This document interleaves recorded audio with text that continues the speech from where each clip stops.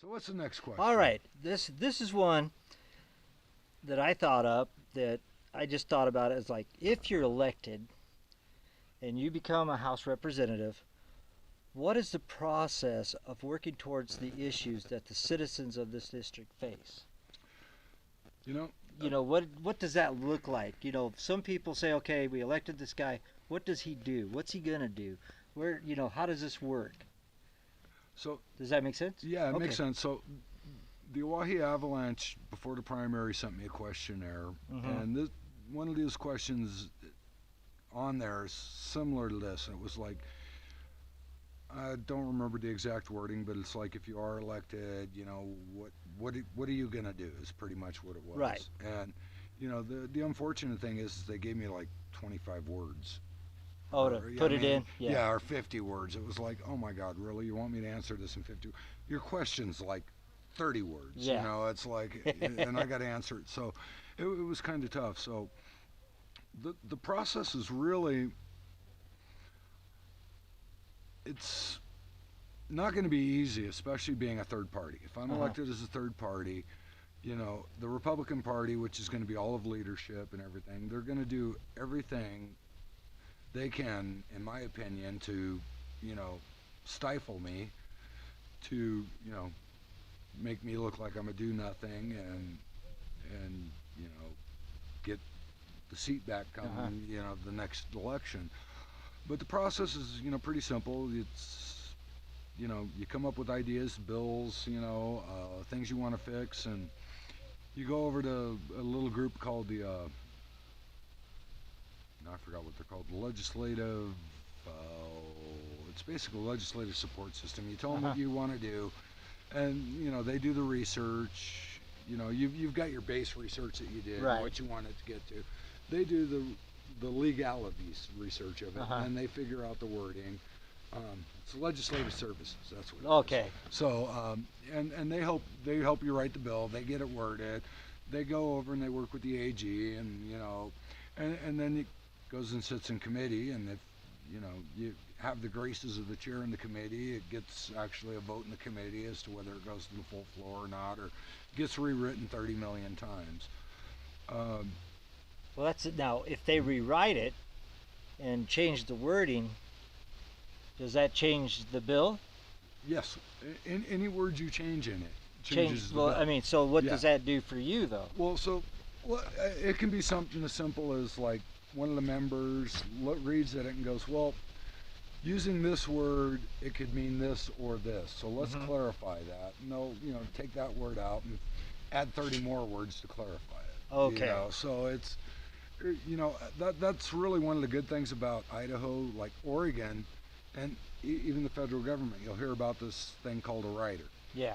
where they'll take a bill, and let's say it's to help homeless women with children or abused women or Uh huh. something, and they'll tack on $1 billion in spending and something else, and this, that, and the other thing, and a rider for this and a rider for that, and we'll include this law in it because this wouldn't be popular to just vote on by itself, but If you we'll put it add in this this, to it, we'll add this to it, so this becomes law, but no one's going to want to vote against this, right? helping an abused Okay. woman with our family. So in Idaho, we don't have that. It's one topic, one bill, one topic. So it's that makes it a whole lot easier.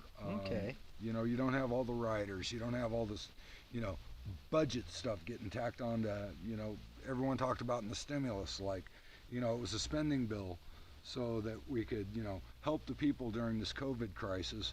But yet, they're buying computers for, the Senate and buying Okay. computers for Congress. And, oh, and they tacked on this little law that allows this agency to do that.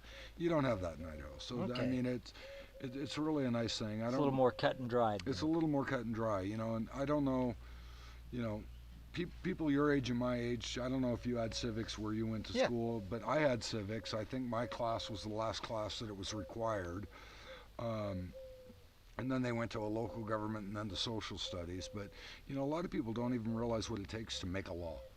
You know, Takes quite a bit. it really does. It's a heck of a process. Someone's got to have an idea, Mm-hmm. and usually it'll be a lobby or something that comes to someone that they think they'll support their idea, Mm-hmm. or a citizen. Right. You know, Christy Zito does that a lot. She gets citizens from all over the state to contact her because their representatives ignore them. You know, Christy Zito is someone that says no, never.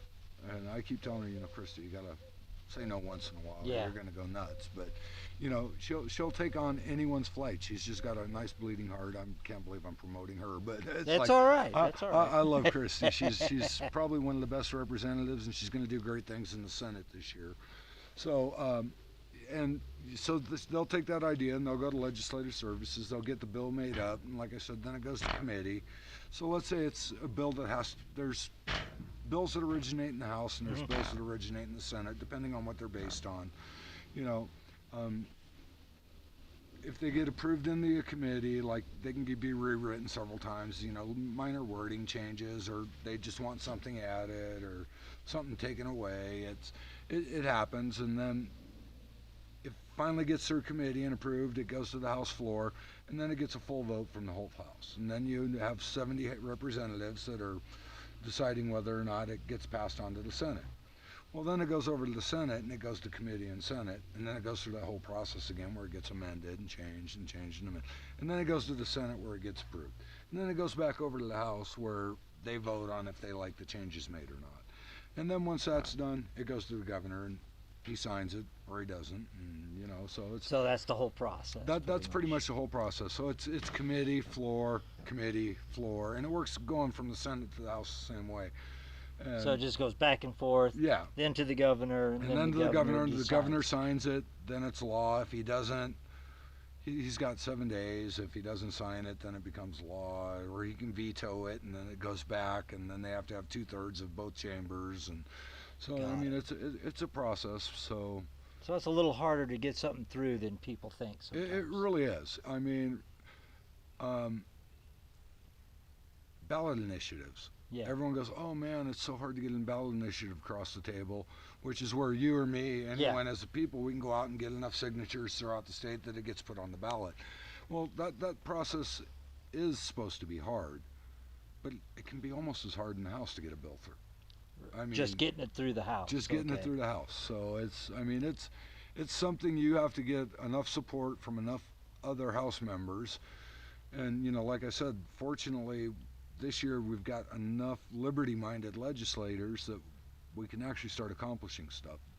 Good. So if we can get, you know, Paul Thompson in District 24 voted in, myself, I believe that'll give us 22 out of 70.